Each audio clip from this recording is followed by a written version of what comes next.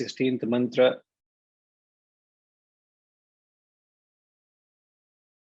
The golden disc has been removed. And as tradition goes, he glorifies, you worship the source of wisdom or source of blessing.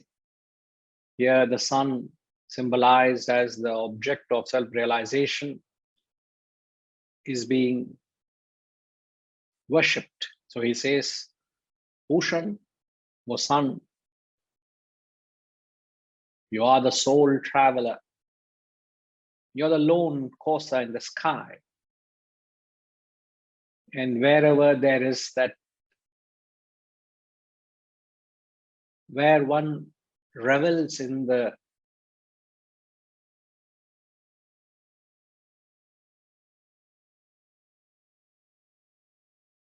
loneliness, it only talks about your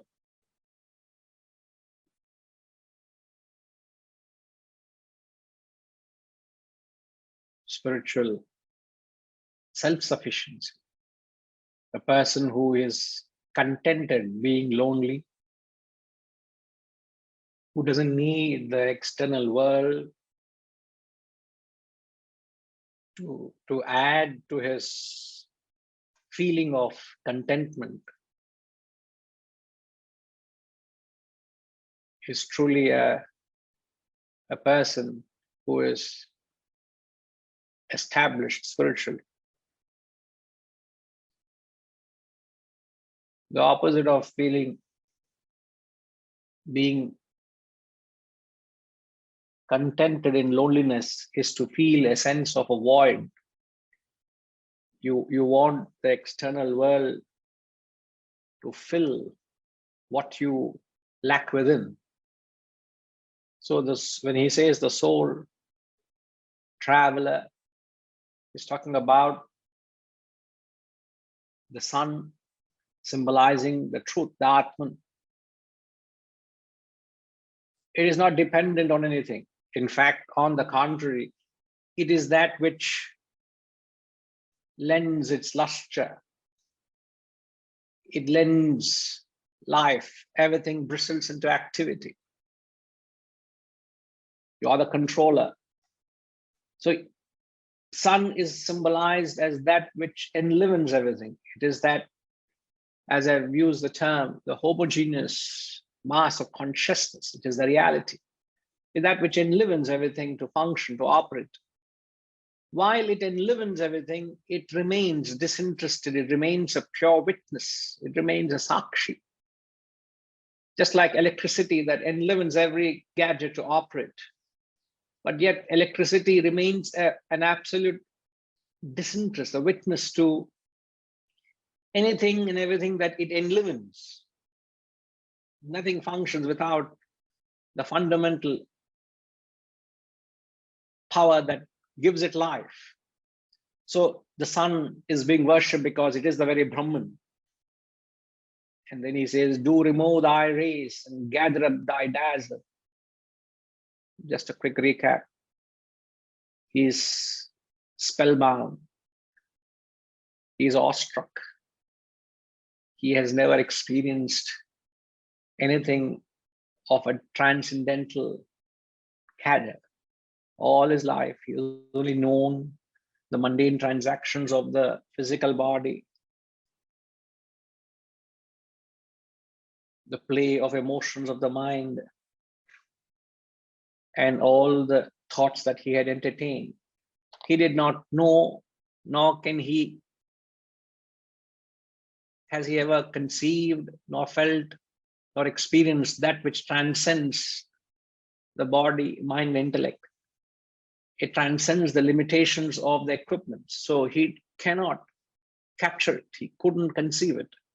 So for a moment he says, I'm not able to behold. I'm not able to grasp your might, your glory. So he says, just fall back, gather up thy dazzle. And as it were, he experiences it, he clinches that experience of realization, and he says, I behold that form of thine. That is the most auspicious form, the most auspicious. Kalyanatamam Rupam. That's the most auspicious form of thine. And then he makes that quintessential statement, Soham, Saha, Aham. Saha is he, Aham is I. He says, he am I, you and I are one. That is the state of self-realization. Don't remove any punctuation from these verses, from these mantras. Even the punctuation matters.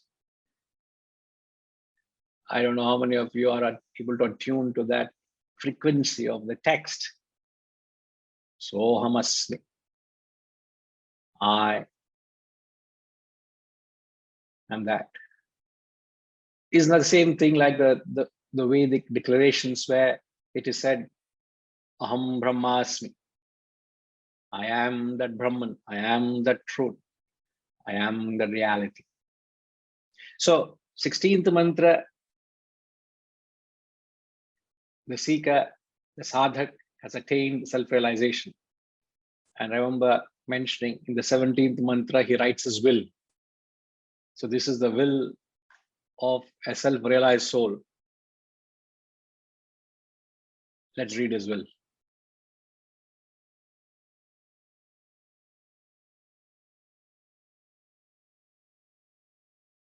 Vayuranilam amrutamathedam bhasma tadgu shariram. Om krato smara kratagnu smara krato smara kratagnu smara. Vayuranilam amrutamathedam bhasma tadgu shariram. Om krato smara kratagnu smara krato smara kratagnu smara. Now, this again, this pure tradition, whenever any line is repeated twice, that means it is the conclusion of the text, or coming to the conclusion. So, Om Kratosmara Kratagosmara Kratosmara Kratagosmara. So he repeats that second line twice. So the repetition of the line means the text is coming to an end. Otherwise, you and I have a text, but those days when the masters taught, they didn't have a text. What they spoke became the text later for generations to come. So how would the people knew that is the master going to go on talking or is going to stop? How do you know? This is how you know. Like, all my experience, Vinayji will not talk beyond his stipulated time. Maybe a few minutes, 3, 4 minutes, 5 minutes, but usually he will shut up after a while. So on the Madhuri, the time limits, this is how they know. Now what he's saying, now let this breath be returned to immortal air.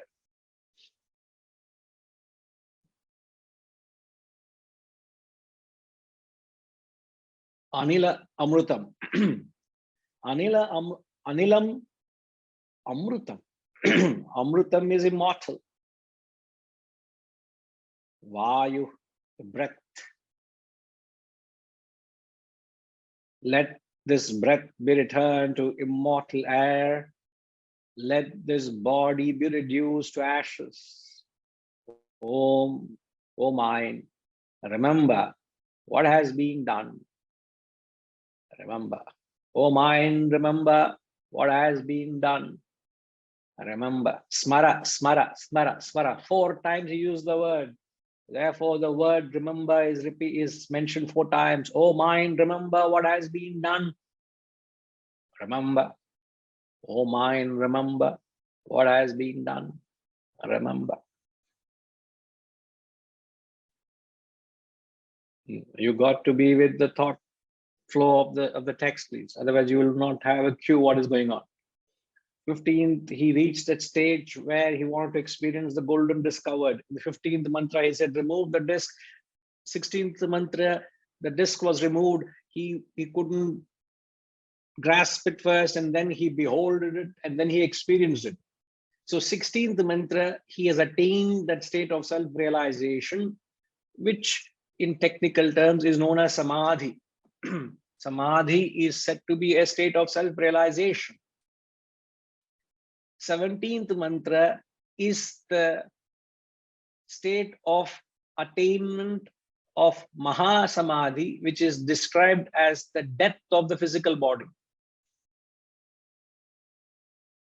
You may be familiar with the terms, but those of you who are not familiar, do jot it down. Samadhi is a state where you attain self-realization.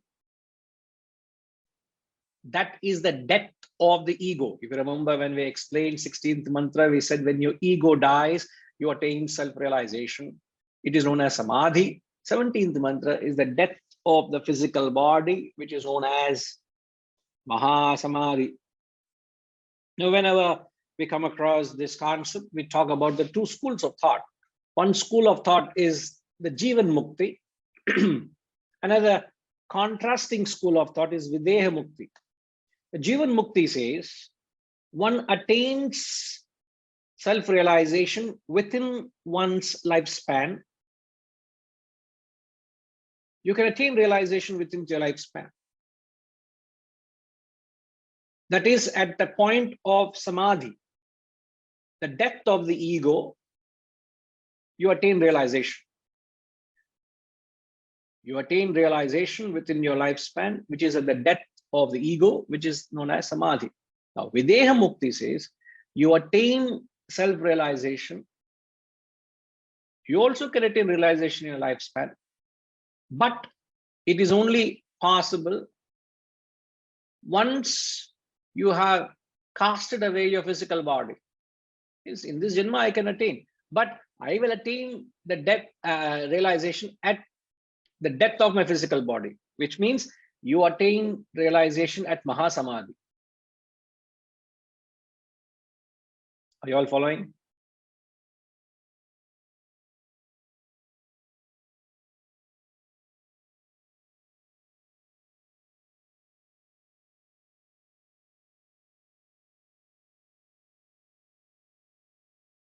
Kashish, what have you written down?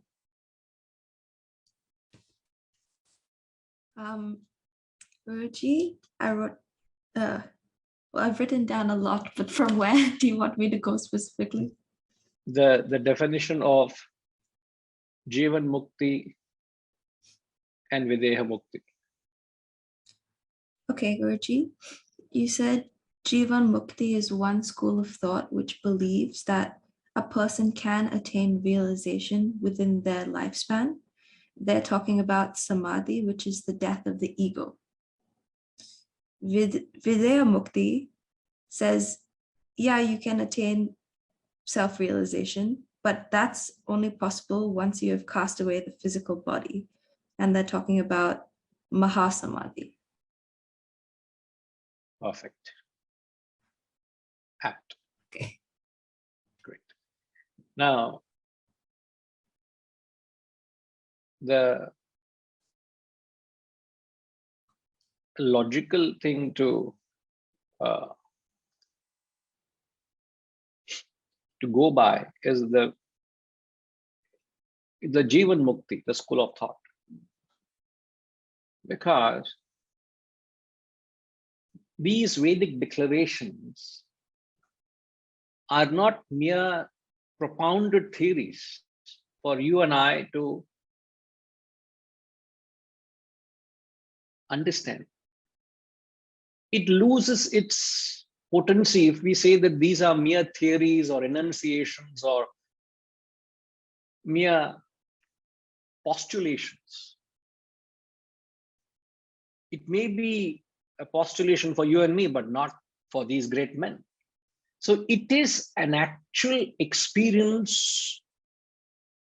It's actual declaration of their assertive experience of the truth, which means that one can attain self-realization and continue to live a life unique to their own personality.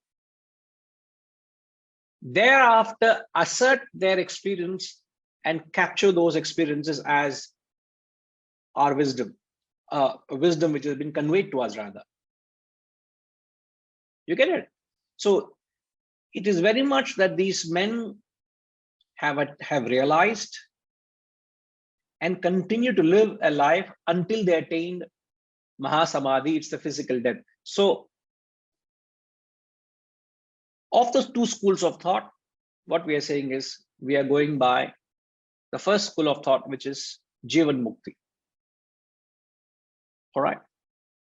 Now, before we even get into the verse, the mantra, it's important to understand the concept about what forms, what determines the depth of the ego and what determines the depth of the physical body. A little clarity on that before, once you understand that, rest of it is academic. Now, the depth, we have used two terms. One is the depth of the ego, another is the depth of the physical body. Obviously, they are two different things. Now, in order to understand this, we must understand the concept about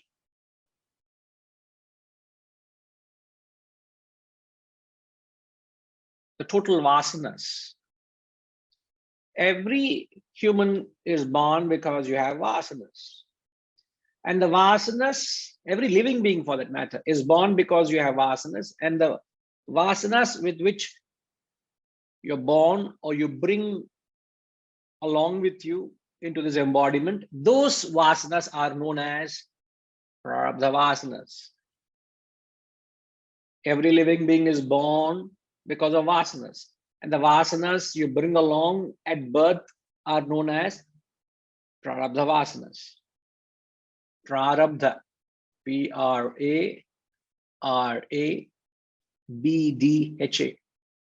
The vasanas you bring along with you, the baggage you bring along with you is your prarabdha vasanas. But that's not all the vasanas you have. The Shastras say there is another backlog. There's a warehouse of vasanas you have got behind. You may ask me, why is it that you didn't bring along with you? Because it's too big a baggage. Also, you can say that these vasanas did not require immediate manifestation. So they are a little dormant. They can wait. So therefore, they are in the warehouse. They're locked up and kept there. So the vasanas, which the total vasanas which you didn't bring along, the total vasanas is known as sanchita vasanas. So you understand total vasanas as sanchita vasanas. The vasanas you're born with are your prarabdha vasanas. So S minus P.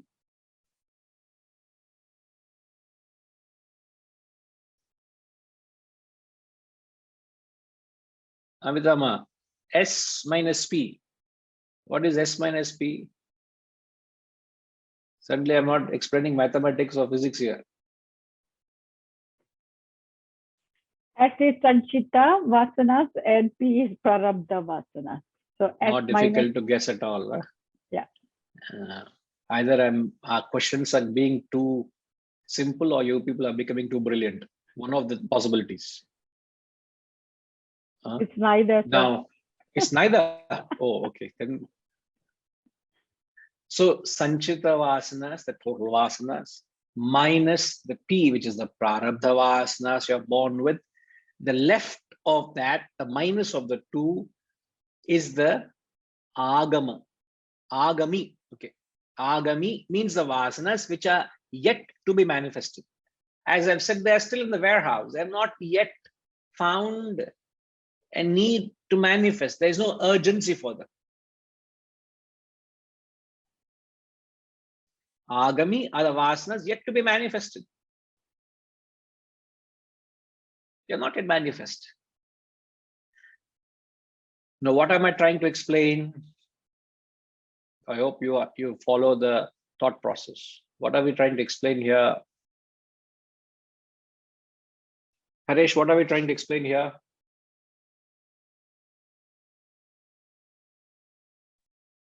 Guruji, we are trying to explain what determines the death of the ego and death of the physical body to relate to this subject. Perfect. So the depth of the ego and the depth of the physical body. Right. Now, as I said, every being is born with these vasanas.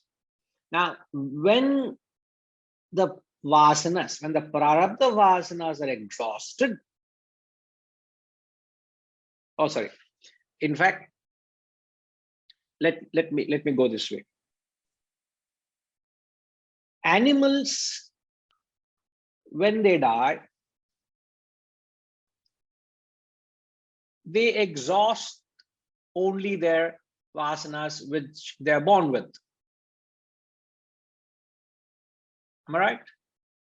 They are born with certain vasanas. Those vasanas are exhausted.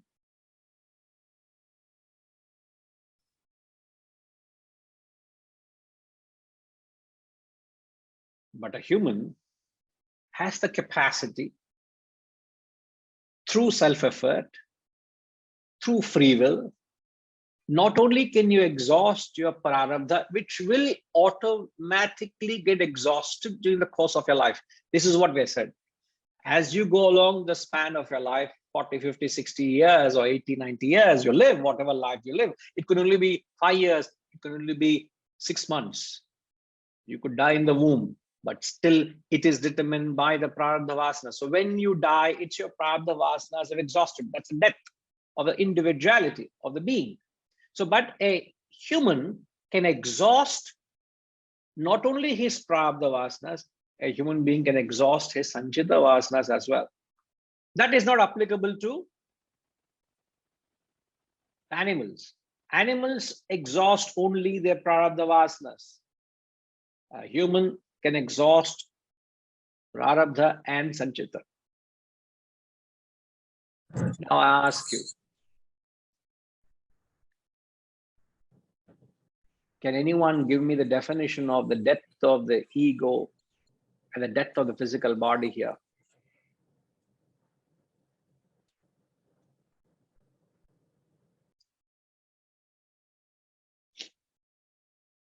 How, Guruji? How, Guruji? I'm asking question, you're asking question back to me. And today, a lot of boomerangs are going on. Huh? What is the question? What's the concern, Jayama?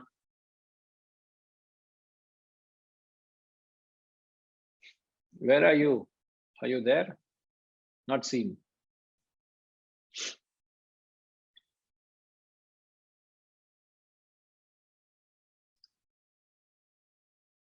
Yeah, Jayama, now you can. Hari Om Guruji. I mean, how can somebody exhaust their sanchita vasanas? That will be a big baggage, isn't it? How can they exhaust the sanchita vasanas? That's what I wanted to know, Guruji. Okay. Now, in the 16th mantra, the seeker has already exhausted his vasanas, therefore is attained self-realization, isn't it?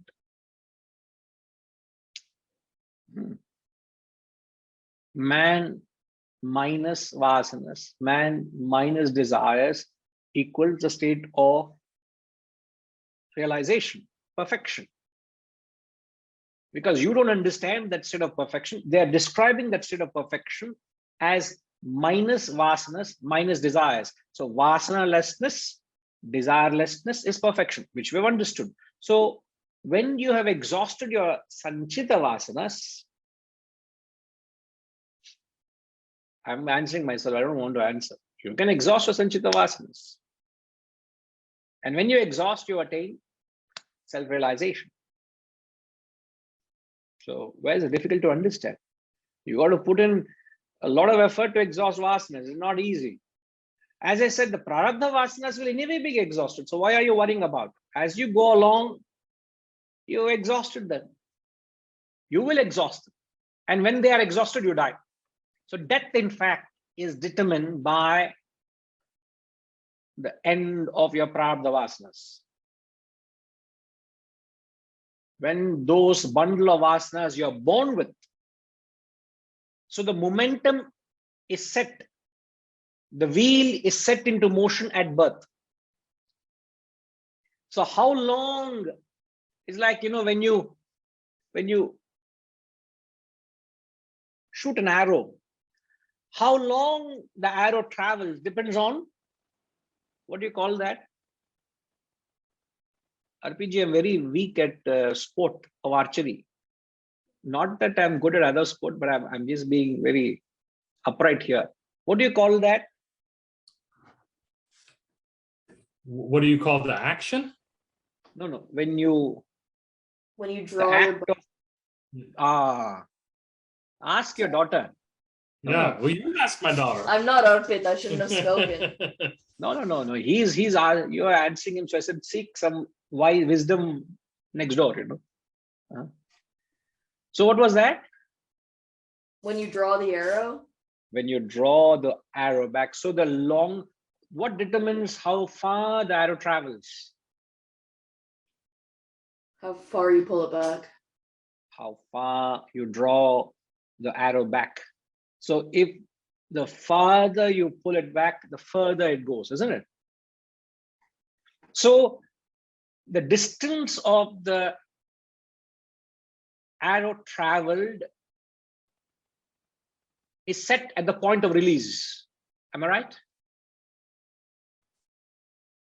Similarly, the lifespan a human being lives, or any living being lives, is set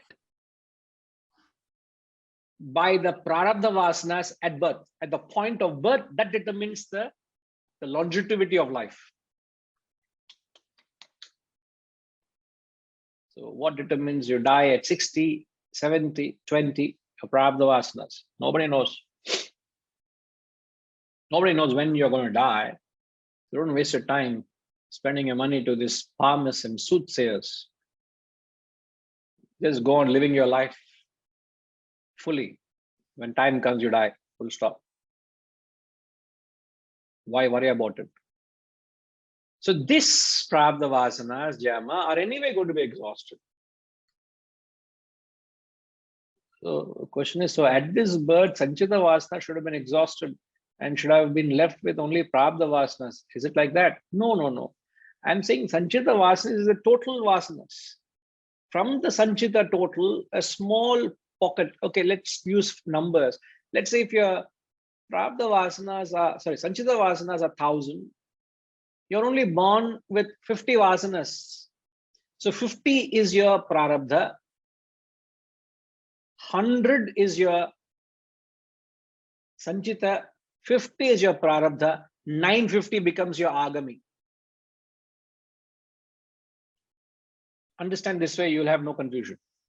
You should have no confusion. 100 is your Sanchita, 50 is your prarabdha, 100 minus 50, 950, that which is still yet to manifest is your agami.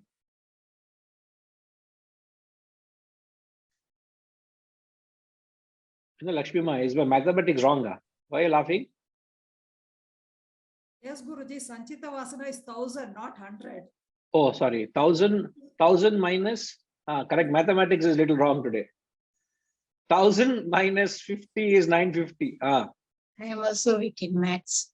But look, you seem to be a little more smarter than me. Therefore, you are laughing at my mathematics. Okay, laugh, no problem. Everyone will get a chance. I also will laugh one day. Yana Lakshmi Ma, is that all? Okay. So 1,000 is your Sanchita Vasanas, the total Vasanas. 50 is the Vasanas you're born with.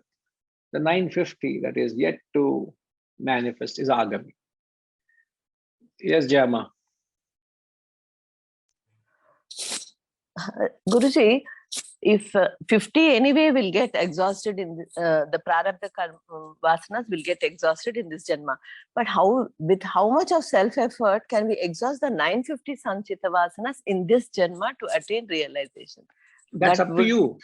How can I decide how much effort you put in? You put in only 10% effort, you will get rid of 50 vasanas or 60 vasanas. You put in 70% effort, you will get rid of 700 vasanas. You put in 100% effort, you have the capacity which an animal doesn't possess. It's what he's saying. And animals don't have the capacity to exhaust or tap. They cannot tap the sanchita. They live what is known as a restricted life, a constricted life. They can't bring about a change in their lifestyle or their pattern of life because they don't have purushartha, they don't have self-effort. But since a human has self-effort, you can bring about a paradigm shift in your thought pattern. You can bring about a total transformation in your life, the choices you make wise decisions and exhaust your vasanas through knowledge, or make foolish decisions, act on your desires and accumulate. So you can make 950, 2000 at the end of this life. You get what I'm saying? So Yeah. the 50 anyway guaranteed exhaustion. So don't worry about the 50. Now the 950 which you had at birth, at the end of that birth, you can make the 950 into 0, or you can make 950 into 2000. Both require effort, but one is evolution, other is devolution. The 950 will be unmanifest, no Guruji, but how? Unmanifest means it is not manifested, but that doesn't mean you don't have access to. See, you have access to because you are aware of your vasanas. Are you not aware of your vasanas? Yeah. That's all. Is every vasana in you manifesting all the time? No. So you have access to that. Don't you have a choice to feed any vasana? Don't you have a choice to curb any vasana? Absolutely. That's the choice we are saying. But you will not be able to do with the prarabdha vasana. Prarabdha vasana has to go on. Thank you, Guruji. Right. Yes, Arvind. So the agami vasanas that are left, let's say you get, so that's 950, right? So we said the sanchita minus the prarabdha is the agami, right? So Yes. let's say you exhaust 800 of those for the sake of argument. So at death, you're left with 150. You exhausted your prarabdha vasana, you're left with 150. So that becomes the new sanchita vasana in the next life? Prarabdha. Yes, Okay. you are absolutely right. So So if some you portion are, of that, I'm sorry, some portion yeah, go ahead. of that, sorry. So some portion of that in the next life will also be prarabdha for that life. And so then the cycle continues until you get rid of, or you can add as well, as you said, right? You can build up more and more and more by being in the world and being involved as opposed to being introverted and taking this path. Okay. Absolutely. Yes. So you can, at the end of B1, which is birth 1, you are left with 150 vasanas. So that 150 becomes a sanchita at the beginning of B2, the total vasanas you're left with. So you have highly evolved. You've come very close to that state of realization. Maybe you're 90% spiritual evolved, 80, 90%. So from that 150, 50 manifest as prarabdha. So at B2, the equation is 100 becomes your agami, 150 is your sanchita, and 50 is your prarabdha, Yes. isn't it? But you have the potential to make that 950 to 0 at every point in this janma, in this birth, right now, this janma.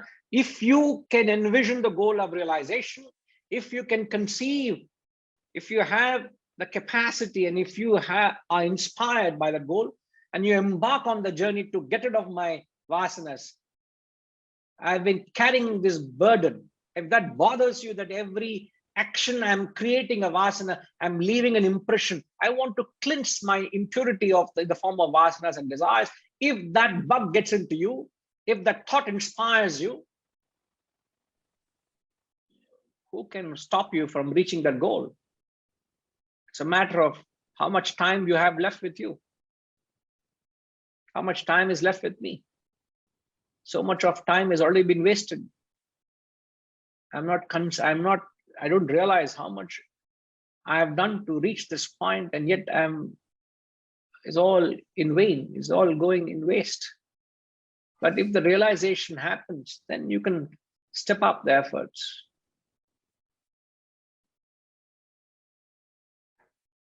You see it, sir? Okay, great.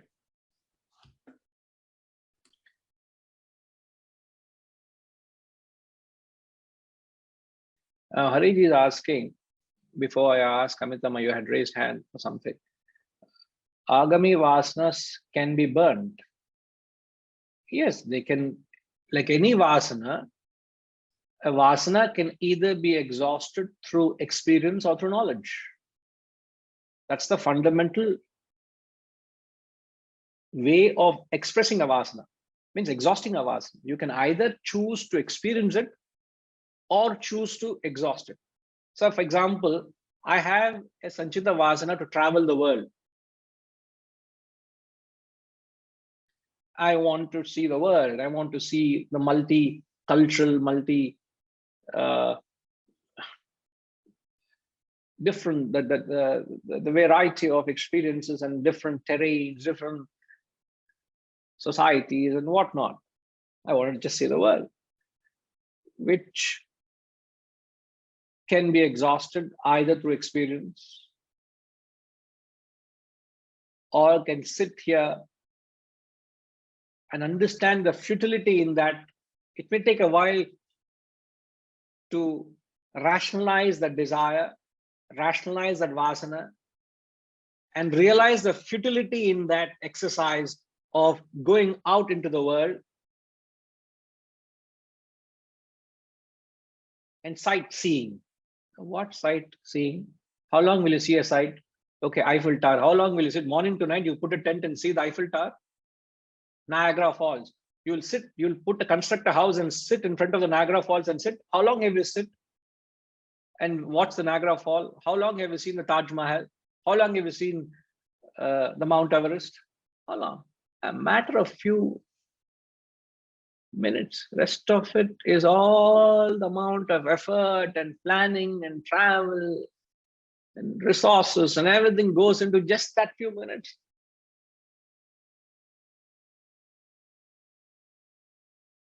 I would rationalize it that way, in much detailed way, and say, don't fall a prey to that European ecstasy, exotic 11-night, 12-day, exotic European dream holiday. Wow. I've been dreaming of this and my dream seems to be a reality very soon. Commit and pay, and then you go through that experience. Not necessarily you're exhausted. Then you say, this is so nice. I should experience other parts of Europe also. There's no necessity that your vasana exhausted. There's a vasana possibility that this vasana has triggered many other vasanas, many other experiences. And you have come out of that European holiday, created new vasanas, which didn't exist in Agami also. You're creating fresh vasanas. So you got to be careful with experience. So when you say you can exhaust vasanas through experience, you got to be very, very careful. Very slippery ground. You can fall at any time. You can fall a prey to the temptations any time. So Hariji, yes, you can exhaust your vasanas, the Agami, through experience or through reasoning, through wisdom, and you understand its futility and say, no, I don't want to get into it. So you uproot the vasana from the very seed itself, from the very root itself. You uproot it from there. So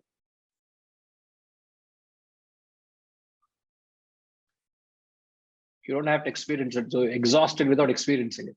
What a What a state. What a state. Ha. I wish we all are endowed with that wisdom so that you can deal with the mass of your vasanas, the bulk of your desires, even without even wanting to having to experience it. Yet I may travel rest of my life, rest of the world, but I have no desire to travel. What a state that is. It's not that you're locking yourself in a cubicle or in a dungeon and living a life of very morose life. No, you can be a man of action. You can go around, see the world, travel the world, do what you need to do, but you have no desire to do it. I actually envision myself what will be my life next 10, 20, 30 years. I can clearly see it. You may not see it. I see it. But I may have no desire to do anything of it. Isn't that possible? Very much possible. Okay, Hariji. Amitama.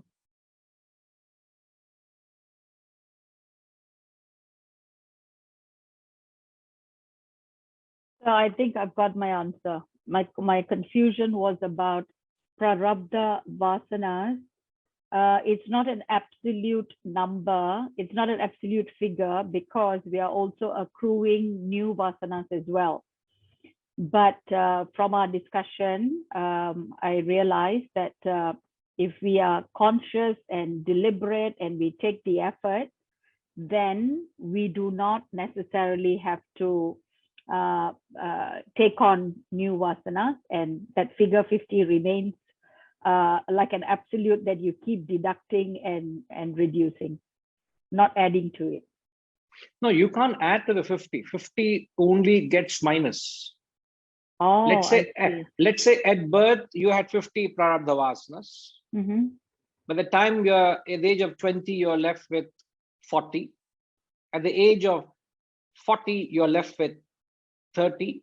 At the age of 60, you're left with 20. At the age of 80, you're left with 5. At 85, unless you have planned a few little more years, but discussion's sake, I'm closing the chapter at 85. But it's only example. You can stretch it 100 also. Yeah. But that prarabdha vasanas gets, because it's like the fuel in the car is being burnt because you are driving. You fill the tank at the point of your departure. Tank is full. And the more you traverse the journey, the fuel gets consumed, isn't it? Yes, sir. Yeah. Okay. Mm.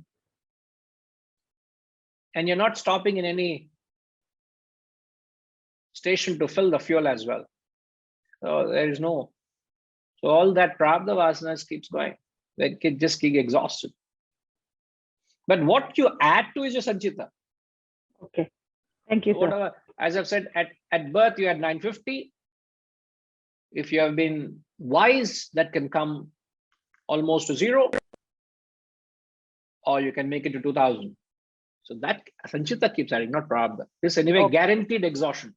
No worry. Which is clear to understand in the case of animal. Animal is clear exhaustion. They don't have to worry. They are like a fox is born with a vasanas of very cunning nature. All that cunningness of a fox gets the vasanas of being cunning, get exhausted in that birth. Next janma, there is no cunning vasana at all. Let's say if I'm very cunning in this birth, next janma I'll be born as a fox. You're very shrewd, I am. And I'm not able to satisfy that, fulfill that shrewdness of mine, cunningness of mine, the evil manipulative nature of mine. What happens? Nature says, okay, pa, don't worry. Next janma, satisfy your shrewdness. Mm. You see? Yes, sir. Right. Yes. Okay. Thank you so Right. much. Right. Yeah. Yes, Sushma ma. Guruji, can you hear me? Yes, ma. If we have altogether, as you said, 1,000 vasanas, and 50 out of that are prarabdha, which when I die, they will be exhausted. That means I'm left with 950. But suppose in my lifetime, apart from my prarabdha vasanas, I'm able to exhaust some more. So say I can exhaust another 200. Then will I be born with 50 and 200, 250? That means I'm born with 750 sanchit vasanas next janam, because I've exhausted prarabdha totally, and I, with my effort, probably I've been able to exhaust 200 more. So will I be born with 1000 minus 250? Yes. And then So in the next janam, I will be born, as you say, again, there are some prarabdha. So is it, I will only have sanchit 750, or part of that is will be also prarabdha? see, your understanding so far is perfect. At B1, I'm just repeating and putting the whole thing in a nutshell. At B1, you had 1000, but all Yes. 1000 cannot manifest at the same time. So of those urgent vasanas which required manifestation, 50 is prarabdha. The balance 950 is your agama, which you have to exhaust, and you have done well to exhaust 200. So at end of B1, Yes. which will determine B2, birth 2, your total is 750 sanchita vasanas. Now at B2, 100 vasanas needs urgent manifestation. So at 750, at B2, 100 becomes your prarabdha, Prarabdha, 650. 650 becomes your Sanchita. 650 your becomes sanchita. your sanchita. So then in my next birth, if I'm able to exhaust the prarabdha at any, and if I'm able to exhaust few more of the, maybe 100 or 200 more of the sanchit which are left. So that means every life that sanchit, if I'm making an effort, it should keep on going down, Yes. the sanchit vasanas. I mean, may not be able to have that much self-effort to exhaust all in one life, but one can keep trying in every subsequent life, and maybe in 2 or 3 lives, one can be capable of exhausting all. No, if everybody can think like you, we will have an exodus of realized souls. In the next 2-3 janmas, you can burn them off, very true. In fact, But Guruji, aren't we all, after all, listening to all this knowledge? It's only the reason we are listening to this knowledge, that we are going to practice it in our day-to-day life. Each and every action of ours should reflect the knowledge we are learning. So if we are really serious about it, then we should be able to exhaust more than the prarabdha in each life. And as you say, whatever I'm wanting to do now and I'm not able to finish doing, and in my next janam, the Lord will create a conducive environment for me. So if the conducive environment is there, I think if my self-effort and free will is also there, I should be able to exhaust more vasanas. I mean, that's the only hope we can have. Otherwise, otherwise we feel it is futile just listening to knowledge and just feeling very great. I've got so much knowledge. Then it will become like a jigyasu. We say we're only collecting knowledge. I wish it is as true as you say so. Because if every bit of knowledge, if it can reflect in our actions and result in the burning off of the vasanas, you're well and truly on path to the goal of realization. But sadly, that awareness lacks. There is that bridge between knowing and living. So the sadhana, the intensity, what is the difference between all of us? We're all spiritual sadhaks. We're all seeking the truth. The difference between all of us is the intensity with which we are all seeking. So what interferes you and your journey to truth is your vasanas. You get distracted. There's so many things that can be done, and you get carried away and distracted in that. I've told many people that stop doing that. There is no end to doing it, because the more you get out into the world, it's only going to draw you and suck you into the world. It's very difficult to maintain that objectivity. So you slip and you fall a prey to the world. But you're very right. And I think the more you put in effort this birth, you're guaranteed a better conducive environment in the next birth, because you are that much wiser. So don't miss this opportunity.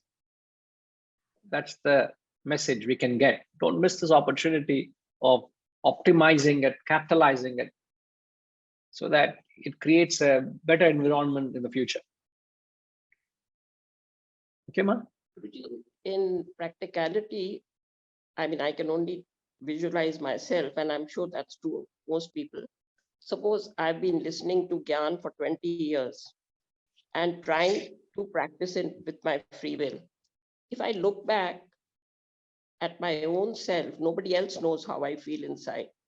What I was 20 years ago, what I was, say, 12 years ago, and what I am now, I can see the difference in myself. How drawn I was into the world at that time, what mattered to me at that time. And then comparatively, what was my mental thinking? What was my interest? I wanted to do social work, things like that. And then coming further and further, I feel I'm not drawn so much out. Partly can be my age also, that I cannot just take credit for it.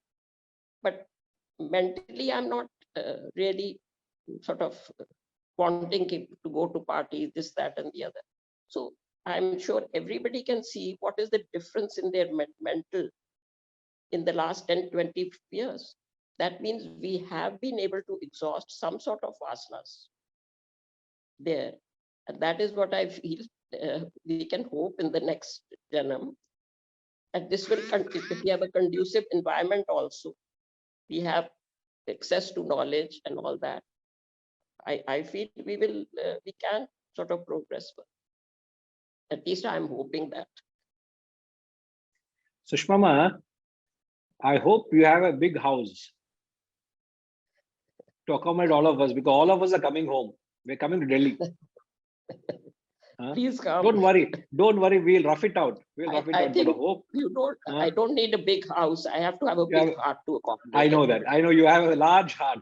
So I don't know. I might after the class go to the airport to catch a flight to come and see you. No, you are so right, so sweet the way you say it, and it is so. It feels so plausible when I listen to you, the way you put it. Come on, I think it's very true what you're saying. If we can, it's the real. How real philosophers we are is not defined by what we are in the class, is what we are outside this class. Beyond these, it's like they say, it's not how spiritual you are, it's not determined by how you conduct yourself in a place of worship. It's beyond that place of worship. How spiritual you are is what matters. Okay, ma? Thank you. Thank you, Guru. Most welcome. Thank you. Rabiji. Now, don't keep drawing us away from the discussion. I have asked a question: what is the death of ego and death of physical body? Instead of answering that question, you're asking everything else. Okay, never mind. So just to clarify, whether it's in B1 or B2, when you end up with the Agami Vasanas, is there a term? So if you add more Vasanas, is there a separate, unique term for those additional Vasanas, or is this just more Sanchita? So you let's say the new Vasanas you're creating? New Vasanas, yeah. Is there a separate term for that, or is it just more sanchita vasanas? They all yet to manifest agami. You can call them as agami, because they're only adding up into the backlog. It's just more agami. More agami, yes. Okay. But at the end of it, it becomes sanchita. Because it's Next to B2. at next birth, it becomes a new bank balance, as it were. Got it. Okay. Okay.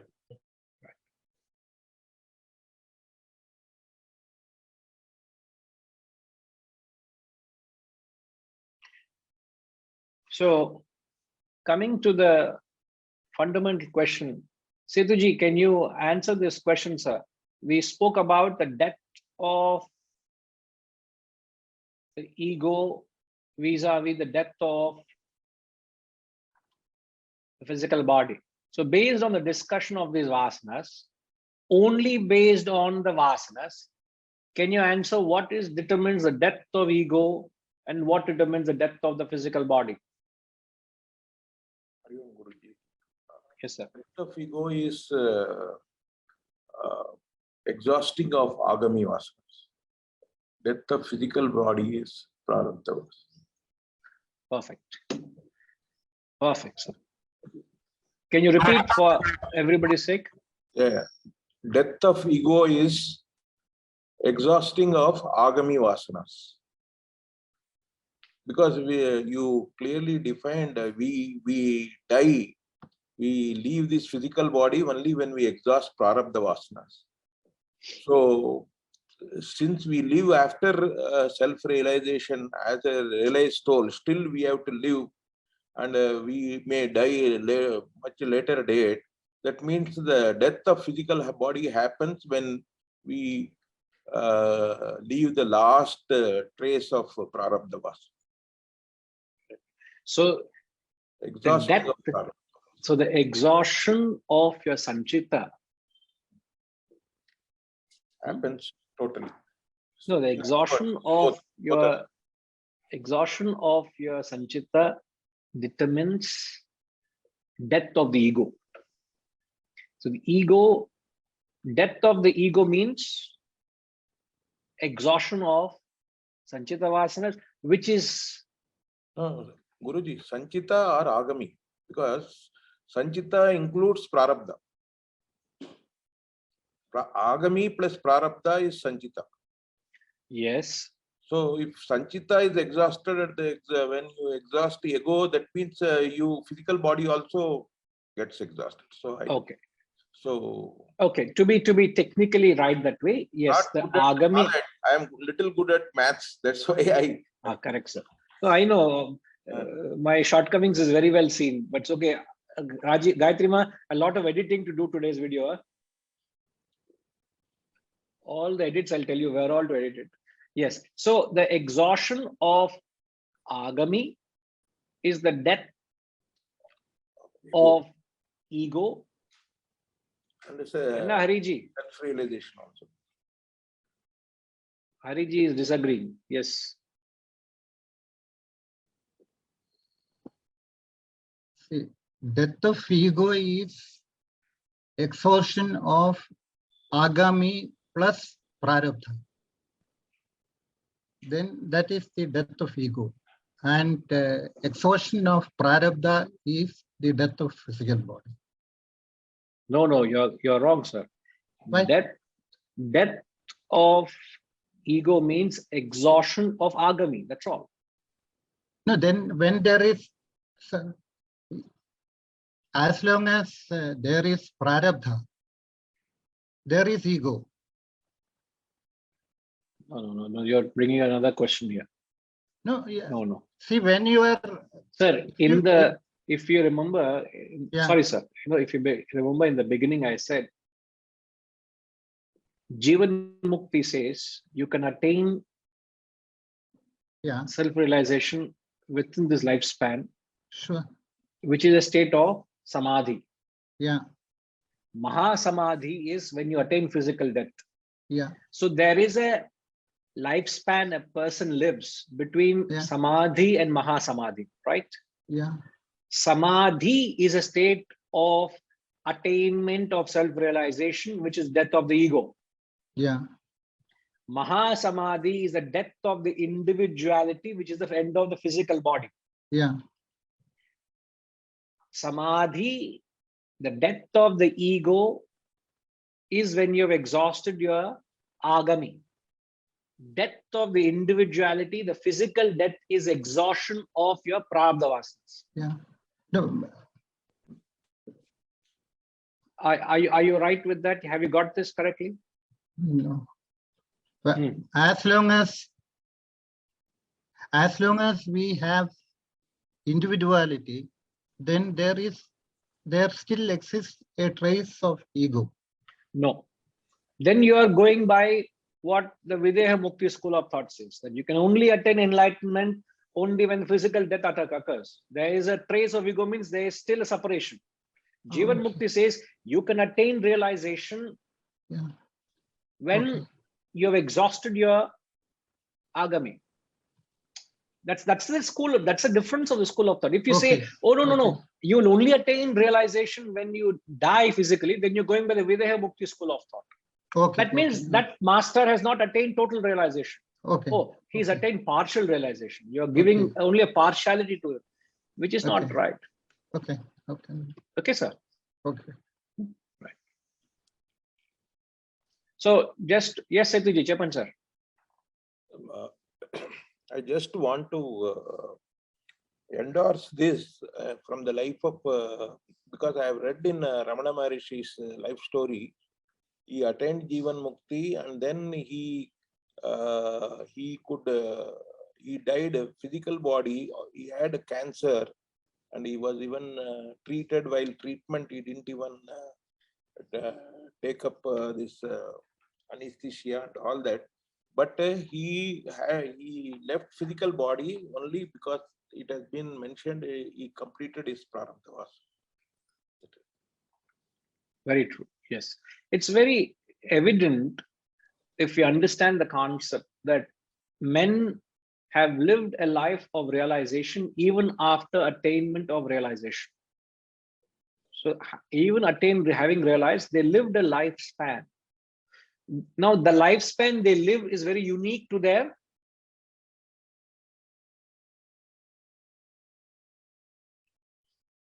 the lifespan a man lives after realization is very unique to their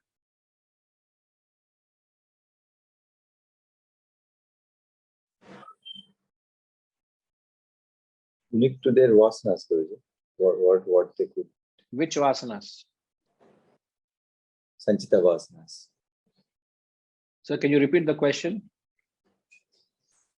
Having been exhausted the prarabdha vasanas, still they lived. No. Sorry. Having exhausted their agami. Agami vasanas. Isn't it? Having exhausted their agami vasanas, they have attained realization.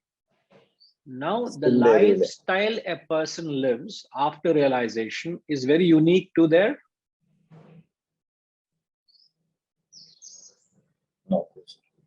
whatever. No.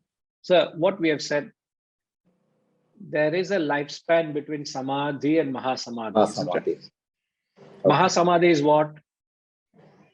Is nothing but now we're talking about exhaustion of agami vasanas. No. With that, I think there's a little confusion here. Guruji, we're talking about total vasanas, sanchita vasanas. In that we talk about the prarabdha vasanas. The moment we complete the prarabdha vasanas, we are completing the Jivan Mukti. No, sorry. Then so many equations coming here. There is a little confusion. Hold on. Little confusion. No. Yeah, there's a little confusion. Just hold on. Right. No, it'll all come in place. Now, what we are saying is, okay, we'll get Kashish repeated, then it will become permanent. Kashish, just repeat this, Kashish. Yes, Guruji. Repeat the question or the answer? What do you think? It's very clear. So the death of the ego is when you rid of your agami vasanas. this state is the samadhi, which is realization by the Jivan Mukti standards, or partial realization by the Vidya Mukti standards. No, no, no. And when you die, No, cancel that. I was just cancel that element of partial realization Vidya Mukti. Cancel Okay. that. I was just only talking with reference to when Hariji commented that, but it is that that's Okay. not to be taken note of. It's not that. Okay. Okay. So then that's just achieving samadhi, that state. And then when you die, automatically your prarabdha, I can't pronounce that, prarabdha vasanas are exhausted. So that's the death of the body. And then that is the state of mahasamadhi, which is total self-realization. No, no, no. Mahasamadhi is not total realization. Realization is only one. Okay. Realization is when you have exhausted the agami. Mm. The agami, when those agami are exhausted, it is said to be the death of the ego, which is said to be the state of samadhi, which is realization. Reddigaru, please capture it. When you have exhausted your agami, it is the death of your ego. It is also said to be the state of samadhi, which is the state of self-realization. However, one continues to live a lifespan after they have attained realization. In order to explain if one has attained realization, why are they continue to live? Because without vasanas, they can't be an action. So what is it that is prompting them to act even after realization? To explain that concept, they bring in the concept of prarabdha vasanas.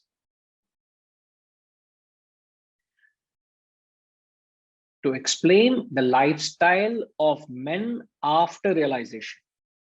Why do they live? And why is it that their lives are very unique to them? Their uniqueness of the life is based on the prarabdha vasanas that they are born with, which they have no say. Because as we said, these vasanas are exhausted through experience. So you will have to experience them. We took the example of when you draw the arrow, the momentum is set by the pressure or the intensity of the force you're wanting to act upon the arrow by pulling the arrow back, isn't it? You pull the arrow back, draw it back, the force is set into motion. That force sets into motion. So that how long it travels is set at the point of release. So how long you live, that is set into motion. So example, let's say a person attains realization at the age of 50. And a person dies at the age of 90.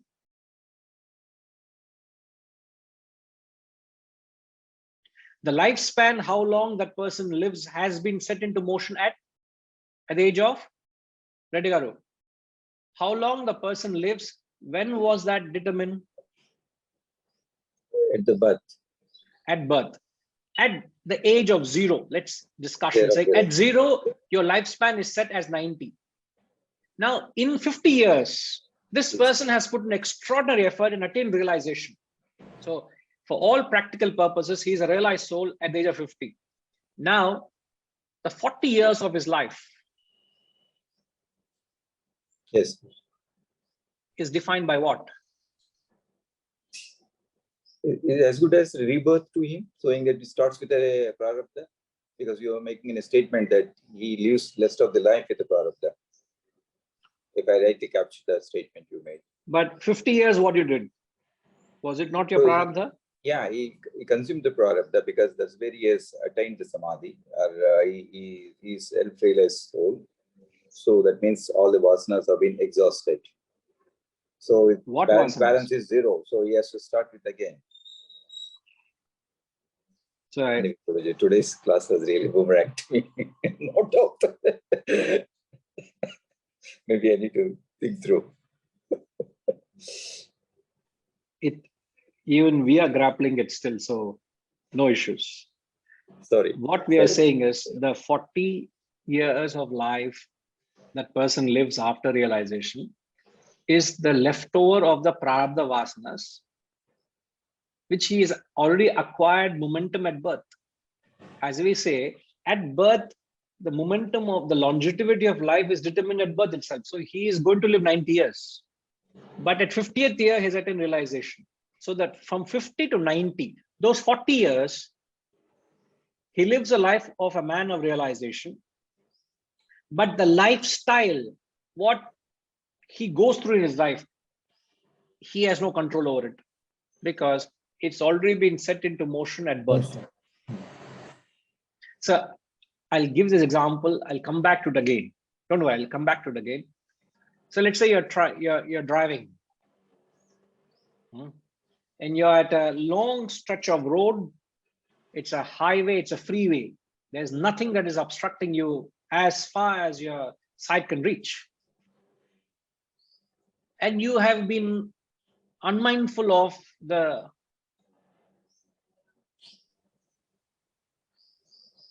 ignition, and by mistake, you switch off the ignition. I don't know whether it's engineering, it's possible to switch off the ignition at, let's say, 140. 140, switch off the ignition. Now, when you switch off the ignition at 140 speed, would the car come to a grinding halt at the point of switching off the ignition? No, it's have a motion. It carries for some more time. It has got what is known as acquired velocity, isn't it? It has already got a velocity which is acquired. Now, how long the vehicle will travel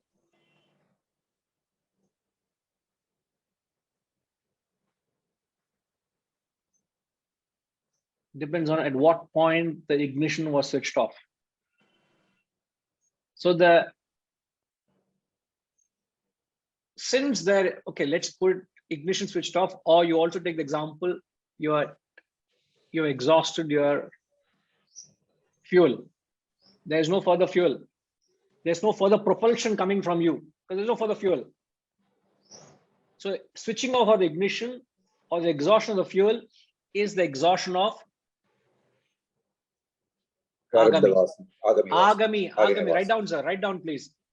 Right. The switching off of the ignition or the fuel tank getting empty is equals to exhaustion of your agami.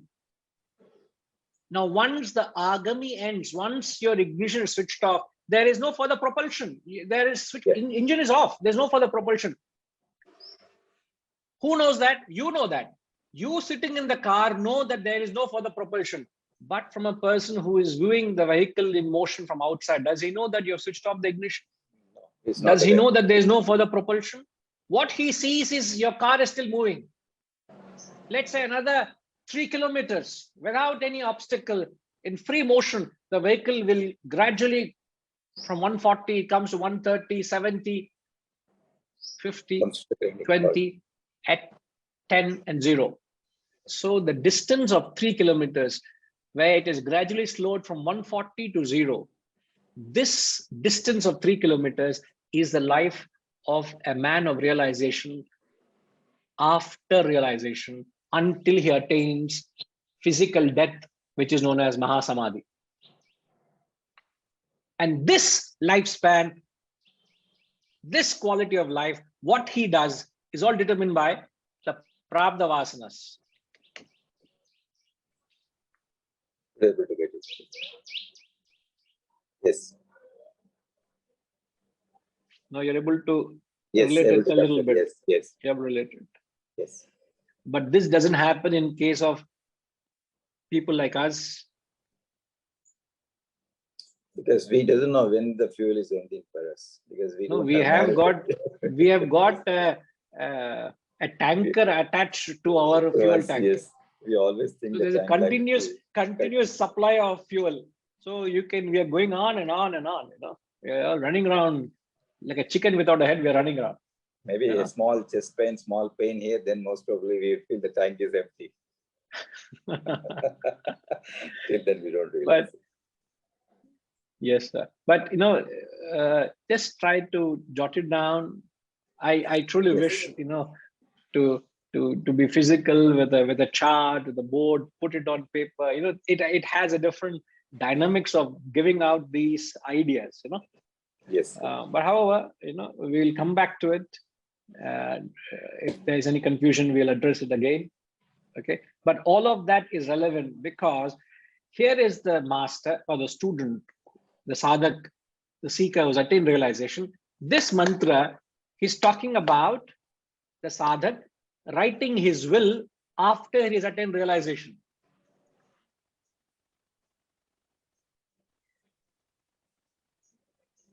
After his attained realization, he's writing. So this mantra is almost as it were, it's the death of the physical body.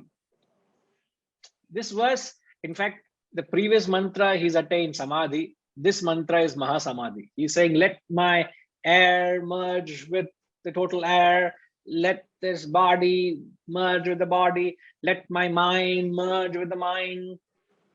So he is renouncing the arrogance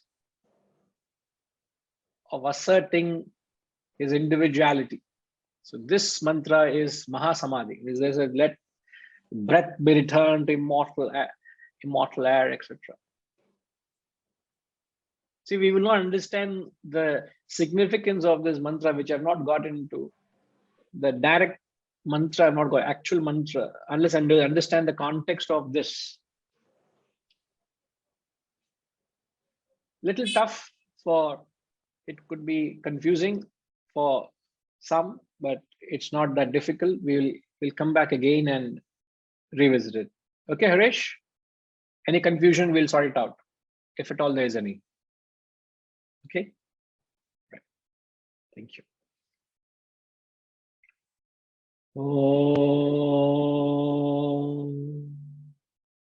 Purnamada Purnamidam Purnat Purnamudachyate Purnasya Purnamadaya Purnamevavashishyate.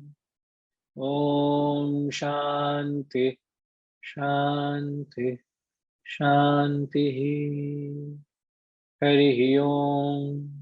Shri Gurubhyo Namaha. Harihi Om.